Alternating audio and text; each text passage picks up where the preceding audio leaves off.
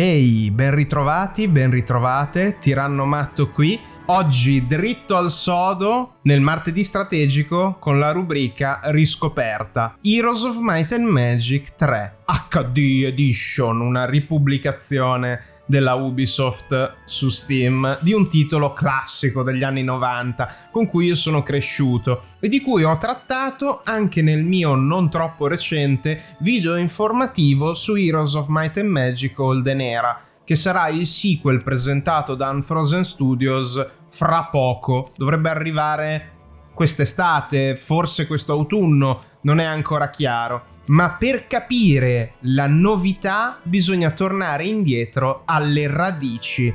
E sentirete i bottoni cliccati perché mentre vi faccio vedere il trailer in realtà sto anche sistemando le impostazioni avanzate della partita che voglio presentarvi oggi. Una partita scenario piccola all'interno delle varie modalità di gioco, dalla campagna alle schermaglie più complesse con varie missioni ed obiettivi di vittoria. Scelgo questa perché è indicativa, classica e familiare a me in quanto scenario principale con il quale sono cresciuto da ragazzino. E dunque eccoci qui, il morto e il sepolto. Per me è un grande ritorno alle radici, al mio passato, un covo di ricordi. Introdotto da mio babbo a questo gioco di cui non capivo in realtà la vera natura. Che cos'è Heroes of Might and Magic? Essenzialmente è un mix fra uno strategico a turni e un gioco di ruolo. Infatti i nostri heroes, i nostri eroi, avranno delle statistiche e una scheda del personaggio con tanto di inventario ed equipaggiamento molto simili a tantissimi giochi di ruolo più classici. Possiamo vedere per esempio che le statistiche sono divise in 2 fisiche e 2 magiche. Abbiamo l'attacco che aumenta il danno inflitto da noi e dalle nostre unità, la difesa che aumenta le resistenze, il potere che determina la durata e la forza di una magia e la sapienza che è un po' il mana, no? Ci permette di avere più punti magia da utilizzare. In questo caso il gioco randomicamente ci ha concesso un artefatto come richiesto all'inizio della schermata delle impostazioni della partita, nega tutti i bonus morale sia a voi sia all'avversario. Vedete questa piccola, non è un genio, è più uno spirito malvagio all'interno di questa lampada. Ci sono anche dei tratti ed è importante notare che oltre a questi tratti che adesso andremo un attimo a vedere ci sono 2 caratteristiche utili all'esercito che sono il morale e la fortuna. Vanno a determinare sia l'iniziativa delle unità in combattimento sia gli attacchi. In questo caso non abbiamo bonus e malus sulla fortuna, abbiamo un piccolo bonus al morale. Allora, la specialità di Lord Heart è ricevere un bonus del 5% per livello nell'abilità Poderi, che vuol dire guadagnare al giorno, quindi al turno, 125 pezzi d'oro. Le nostre unità sono le classiche unità degli umani, la prima di tier più basso i picchieri corpo a corpo e gli arcieri che in realtà non hanno un arco, hanno un balestrino e poi avranno un arcibalestra, ma vabbè, vengono tradotti come arcieri. Abbiamo anche una catapulta per assediare, abbiamo qui segnato il prossimo livello, quanta esperienza richiede e l'esperienza attuale. Il comando determina il morale guidato dal nostro eroe di tutte le truppe dell'esercito e ok, va bene. Apriamo il nostro insediamento. Ogni giorno, ogni turno potremo costruire un edificio. Io direi che il nostro primo obiettivo è aumentare la città di livello e quindi costruire un municipio per guadagnare più oro al giorno, però avremo bisogno di un mercato e di un fabbro. Iniziamo con il fabbro perché acquisendo il fabbro potremo acquisire anche una balista. Vedete in basso ci sono tutte le risorse. L'oro è quella più fondamentale, ecco, per la maggior parte delle cose, come il reclutamento. Adesso andremo a reclutare altri picchieri e balestrieri che sposteremo entrambi qua nell'esercito principale. Possiamo addirittura reclutare un altro eroe, specialità monaco, non è il top, potremmo reclutarlo anche di un'altra fazione, ma non sono molto dell'idea per il semplice fatto che preferirei rimanere con eserciti omogenei alla fazione.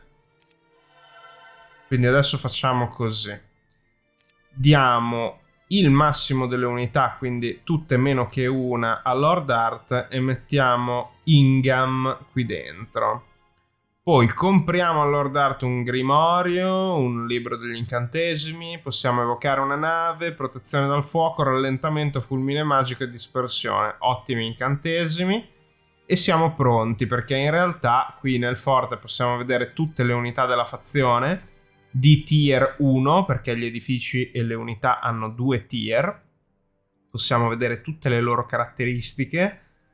La fazione degli umani, secondo me, non è la più forte di tutte, però è quella con cui si inizia sia la campagna, sia il tutorial, sia le prime partite, ed è quella con cui ho giocato di più da ragazzino, quindi continuo un pochino con l'esperienza così.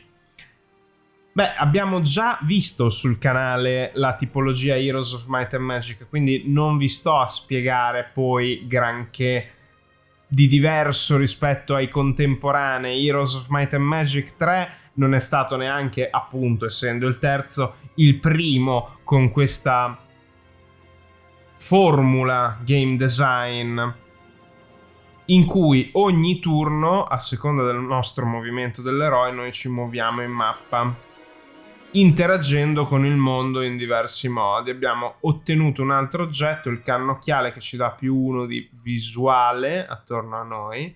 Andremo alla fontana della giovinezza per aumentare il nostro morale bevendo la fontana. Direi di andare anche dallo studioso per imparare la saggezza di base. E vedete, qua già abbiamo una segheria e un combattimento da fare, quindi andiamolo a fare. Ci sono dei trogloditi. Cosa facciamo? Andiamo un po' in avanti, stando di fronte ai nostri arcieri. Potremmo usare della magia, ma non abbiamo tantissimi punti magia, quindi per ora evitiamo. Spariamo, vedete, abbiamo fatto 4 morti. Direi di rimanere in difesa. E la differenza, vedete, fra la freccia spezzata e quella piena è la dipendenza del danno totale dalla distanza, nel caso delle armi a distanza. In questo caso, essendo una casella più vicino, rientra nel range, nella capacità di tiro, nella gittata di tiro dei nostri arcieri, quindi il danno è il più pieno possibile. Infatti rimangono pochissimi trogloditi. Prima mi ero difeso per aumentare le difese dell'unità, non era realmente necessario. Possiamo andare a chiudere questi 3. Adesso abbiamo perso solo 2 picchieri. Quello che è successo è che, facendo un danno a un'unità che non viene sterminata sul colpo, l'unità va a fare una ritorsione, un contrattacco. Sono unità che possono fare più contrattacchi alla volta. Molto semplice e lineare, tant'è che come gioco, anche da ragazzino, più o meno, all'epoca era in inglese, vabbè, riuscivo a masticare serenamente. Andiamo a costruire il mercato che ci servirà per scambiare le risorse, così che il prossimo turno potremo fare il municipio della città, ecco. È una partita a 3 giocatori, io so già che in basso, più o meno qui, a bordo mappa, oltre il mare, è presente il nostro nemico della necropoli dei non morti, mentre qui in alto a sinistra sarà accessibile il dungeon sotterraneo, perché ci sono anche le mappe sotterranee oltre quelle principali. Allora, siamo giunti in un accampamento di mercenari che ci hanno potenziato l'attacco. Allora, nelle casse di solito possiamo scegliere o il denaro o l'esperienza. Di solito all'inizio è meglio scegliere l'esperienza. Continuiamo, prendiamo esperienza serenamente e così guadagniamo 250 oro al giorno con i poteri avanzati. Andiamo a vedere cosa possiamo costruire. Il municipio per 5.000 monete e lo facciamo subitissimo. Vedete qui, di fronte a noi, è presente una torre del Grifone. Vedete? È praticamente un luogo di reclutamento in mappa. Qui potremmo reclutare per 1400 di costo totale 7 grifoni. Ogni 7 giorni, all'inizio della settimana, tutti i reclutamenti tornano disponibili a seconda della popolazione all'interno dell'edificio, in mappa o dentro un insediamento che genera quell'unità. Non possiamo, che io ricordi, andare ad inficiare in alcun modo sugli edifici in mappa, ma su quelli all'interno delle città ovviamente sì. Cosa potremmo costruire? La torre del Grifone richiede le caserme, quindi andiamo a costruire le caserme. Potremmo già reclutare effettivamente 4 spadaccini, costano un pochino, sono un'unità non male, di fanteria scelta rispetto ai picchieri, assolutamente, vedete.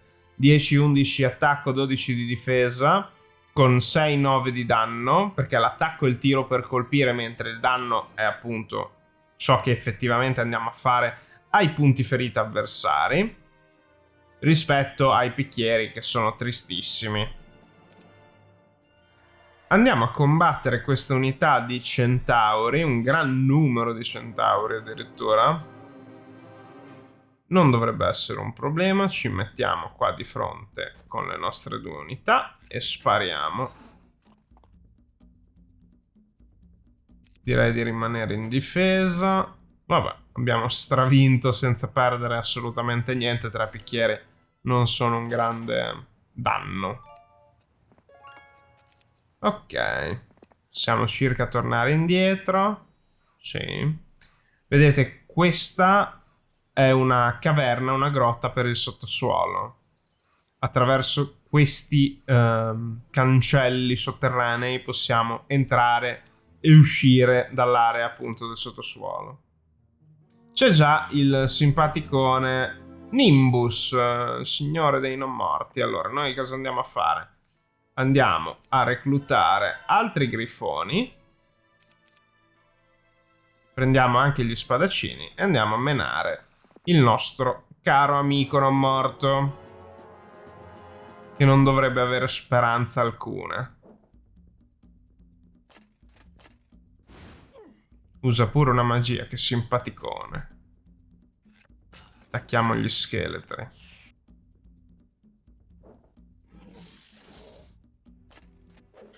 E vai così.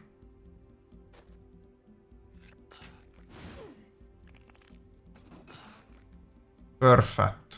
Non dovremmo perdere neanche un grifone. Ottimo, solo 6 picchieri. Allora, base navigazione. La navigazione di livello base aumenta del 50% i punti movimento del nostro eroe. Va bene. Lo facciamo. Andiamo anche alla capanna del mago.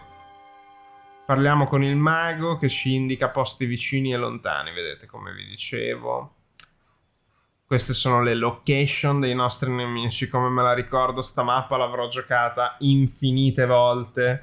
Mi piace sempre un po' a ravanare nei ricordi. Questa è una puntata di riscoperta, sì, un po' introduttiva, un po' così, per parlare di un gioco che ha segnato veramente la mia infanzia e il mio amore per gli strategici, oltre che per i giochi di ruolo fantasy. Cioè è proprio stato l'inizio, se così posso dire, del mio apprezzamento per la crasi di genere, per unire più cose insieme e diventare fortunati, avete visto? Benissimo. Tra l'altro più o meno in quest'area ci dovrebbe essere anche il Graal, perché noi possiamo andare alla ricerca di manufatti. Adesso non mi ricordo dove era. Era qua, esatto, con Scava. Però prima dobbiamo ottenere il puzzle che ci indica più o meno la posizione dove poter andare a scavare. Una volta che scaviamo siamo fermi per il resto del turno. Se non l'hanno cambiato, dovrebbe essere in questa mappa sempre qua, fra la fontana e la capanna, più o meno sul fiume. Qui si dovrebbe trovare il Graal. A cosa serve il Graal? A costruire un edificio unico che qui non vediamo ancora, che va a potenziare tantissimo reclutamento, produzione, tutto, a seconda della propria fazione. Potremmo costruire il bastione del grifone e aumentare la produzione di grifoni di 3 alla settimana per 1000. Si potrebbe fare, e poi domani fare il monastero.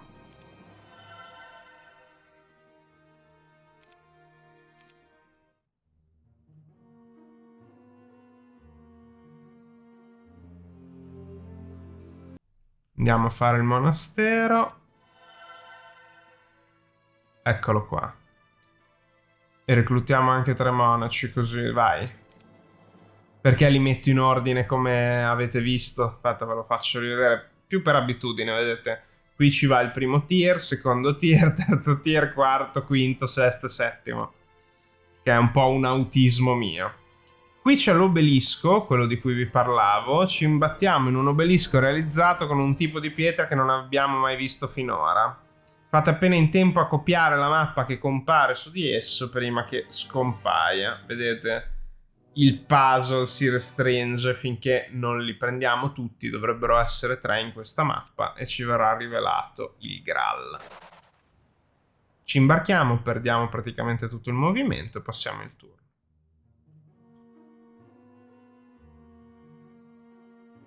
Nuova settimana, aumenta la crescita di 5 delle creature a Monaco. Ci è andato veramente di culo. Abbiamo preso anche un po' di morale. Potremmo andare direttamente a sbarcare e magari tirare dritto su Worm Warren, la capitale della necropoli dei nostri nemici. Allora, cosa possiamo fare? Le scuderie aumentano il movimento dei nostri eroi in visita sulla terraferma, ovviamente. Potremmo aumentare un attimino, per esempio, qua. Trasformiamo i picchieri in alabardieri. Vedete che adesso sono tornati, abbiamo di nuovo accesso alle unità. Non abbiamo più soldi, quindi vabbè, si aspetterà. Idolo della sorte, aumentiamo il nostro morale un altro po', lui ha fatto un recruit emergenziale. Questo è un altro tipo di battaglia, abbiamo visto la campale prima, quella senza nient'altro sulla mappa, se non l'environment, l'ambiente. Questa è una battaglia d'assedio. In realtà il nemico non ha assolutamente nulla ancora di costruito, non ha delle difese particolari, quindi non dobbiamo preoccuparci delle torri e cose del genere. Possiamo andare dritti e ammazzare tutta la guarnigione. Così. Possiamo dare... Il vento proveniente da questo terreno maledetto intrappola l'energia magica, quindi niente incantesimi. Ma non ci interessa, noi facciamo così, via gli scheletri. Attacchiamo tutto. Nessun problema.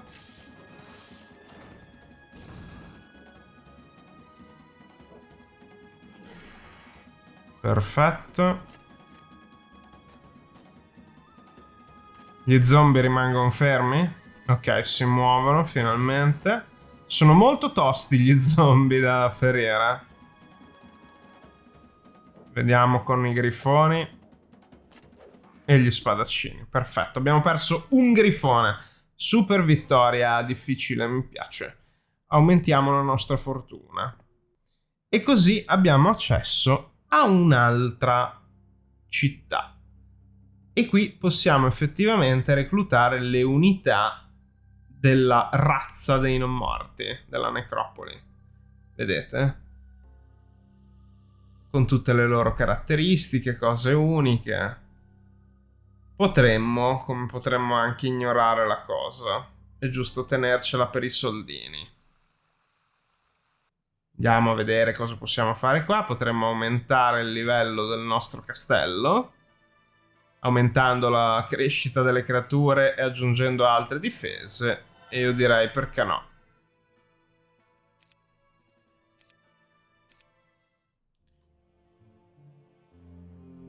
Allora, non intendo giocarmi tutta la partita, anche perché in realtà sono un pochino arrugginito, ma è un episodio riscoperta alla buona. Ho scelto uno scenario piccolo, ho scelto una fazione che ho giocato allo sfinimento, soprattutto da ragazzino, come vi ho già detto, per presentarvi appunto le meccaniche di base. Molto semplice. Cosa posso dire delle risorse? Ci sono le classiche 2 risorse che avevo anche dato un po' per scontato, che sono la legna e la pietra, e poi abbiamo quelle un pochino più particolari: zolfo, cristalli, le gemme, il mercurio. Servono per lo più per le unità più forti, oppure per gli edifici delle unità più forti, eccetera eccetera. Vedete, è abbastanza di semplice digestione Heroes of Might and Magic, e io vi consiglio, soprattutto adesso che ci sono gli sconti su Steam, di darci magari un try, perché sì, è retro gaming, lo capisco, ma è un retro gaming secondo me affascinante ancora. Non posso parlare per chi non ha mai giocato un Heroes of Might and Magic, però per chi ha provato i titoli più recenti, andare a ravanare nel 2D di questo titolo rispetto ai modelli 3D più cartuneschi, secondo me potrebbe essere una bella esperienza, davvero. Io sono di parte, ovviamente, mi evoca tantissimi ricordi questa schermata. In generale questo gioco c'è una player base soprattutto all'estero rispetto all'Italia, me ne rendo conto. Questo è un po' il dramma degli strategici in generale. Il controllo di un deposito di pietre, solite cose. Lui ha un eroe della nostra fazione più Sandro, il capo fazione, se non ricordo male era Sandro, e lui è un po' disagiato perché giustamente ha perso il castello, mentre il dungeon è bello sereno, tranquillo. Io direi di andare a finire Sandro, prenderlo mentre cerca di scappare sulla sua nave. Le musiche, questi flauti, tamburi, veramente tanto hype dal passato per me. Tanto magico.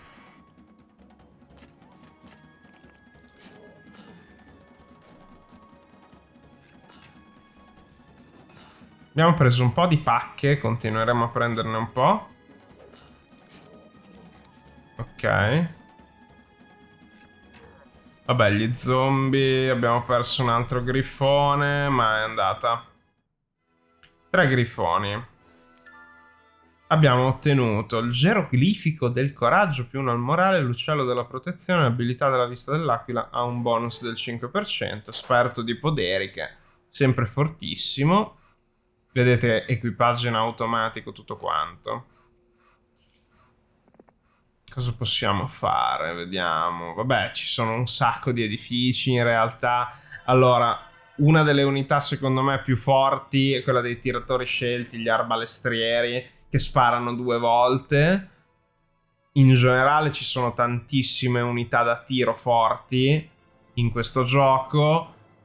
Gli umani, come in ogni gioco del genere, non eccellono in niente, sono medi un po' per tutto. Intanto, vabbè, il dungeon si è ripulito la qualunque, io direi di andare a finire almeno la necropoli. E il problema è che il dungeon è veramente cazzuto a livello di fazione. Allora, il Silos fornisce un'unità di legno e una di pietra ogni giorno. Un buon investimento, sempre mi ero scordato di farlo perché sono un pollo e va bene lo stesso. Andiamo a prendere un po' di grifoni e gli spadaccini. Non possiamo reclutarli tutti, vabbè. E lui ha deciso di rovinarci la giornata, cioè ha un picchiere, però ci ha rubato il nostro pietrone giornaliero. Ci ha anche ammazzato 2 picchieri con una magia. Ha detto: se devo andarmene me ne vado col botto. L'IA fa sempre così. C'è poco da fare.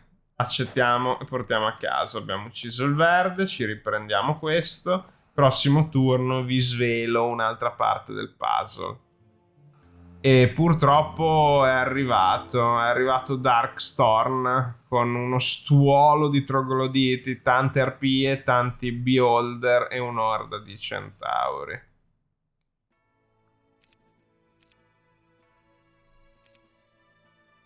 Non posso reclutare altro. Va bene, andiamolo ad affrontare, così probabilmente perderemo, Sono veramente tanti trogloditi. Me lo aspettavo.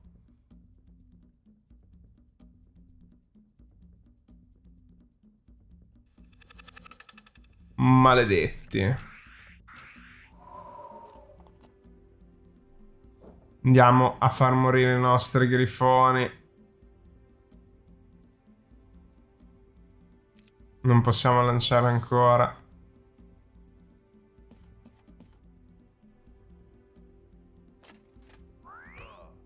Ouch. Magico come comunque un centinaio di trogloditi abbiano ucciso solo 2 spadaccini, perché maledetti. Sì. Possiamo fare un po' di uccisioni così, ma niente di che.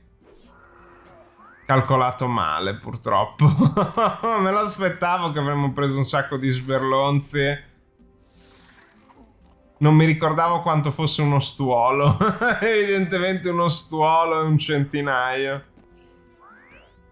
Potremmo ritirarci? No, in realtà no, perché non siamo arrivati al nostro turno. Abbiamo preso le nostre pacche. Comunque, chapeau per l'epoca, adesso non mi ricordo, erano gli anni 90 quando uscì per la prima volta, per le animazioni, le idee, le musiche.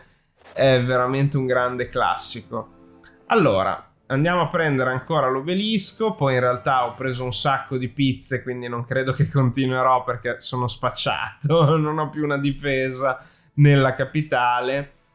Cosa posso fare? A parte ovviamente ringraziarvi per aver cliccato sul teschietto del tiranno anche questa volta, posso mostrarvi prima di concludere, così on the fly, le campagne. Quali sono? La lunga vita alla regina, Diavoli dell'inferno, Bottino di guerra e altre 3. Non so perché mi si siano resettate, probabilmente perché ho perso i salvataggi dai documenti, ho avuto un casino con l'SSD, insomma ve l'avevo anche già scritto nei post community, è un peccato, se no vi avrei fatto vedere, perché l'ho finito infinite volte questo gioco. Ci sono varie missioni all'interno di più campagne, una bella storia su tutto questo universo, le terre di Eratia. Tutte le fazioni sono più o meno coperte. Va detta giusto una cosa: su questo Heroes of Might and Magic 3, che è la remastered HD, non ci sono tutte le fazioni. Manca il Conflux, che era presente in una piccola espansione integrata poi nella versione definitiva di Heroes of Might and Magic 3. Purtroppo non c'è il Conflux. Ci sono fortezza, roccaforte, sotterraneo, necropoli, inferno, torre, baluardo e castello. Ve le rifaccio un attimo da capo. Castello, abbiamo visto, sono gli umani. Baluardo, elfi e creature dei boschi. La torre, maghi, costrutti, naga, djinn, simpatico. Inferno sono praticamente demoni e diavoli. Necropoli sono i non morti. Sotterraneo, il dungeon, sono minotauri, beholder, draghi, insomma avete già capito. Roccaforte, orchi e goblin con ciclopi essenzialmente. Fortezza sono gli uomini lucertola con tutte le creature delle paludi. Bene, da questa bellissima schermata una piccola riscoperta non troppo lunga nel martedì strategico, come si era detto. Sto morendo di caldo, spero che voi stiate meglio di me. Fatemi sapere cosa ne pensate, se vi stuzzica l'idea del retro gaming ogni tanto. Tiranno matto out, anche oggi, da questo bellissimo canale accaldato. Questo è quanto. Alla prossima, avventurieri ed avventuriere.